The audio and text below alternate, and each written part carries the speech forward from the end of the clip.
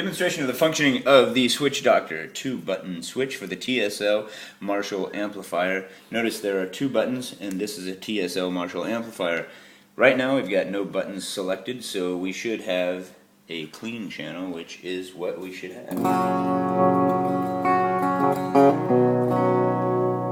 Pressing the first button on the clean overdrive gives you the crunch channel.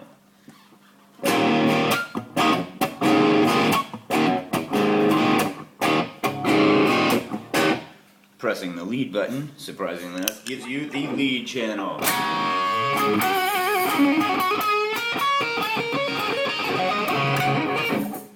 Taking off the lead gives you the crunch. But importantly, the lead toggles whatever you have on the first button, whether it is crunch or clean. So you always get lead no matter which you have selected on the first button. Notice the lead. Turning off the lead gives you,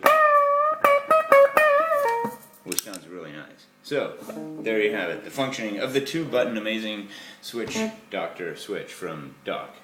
Thank you very much for your attention, and now back to our regular channel.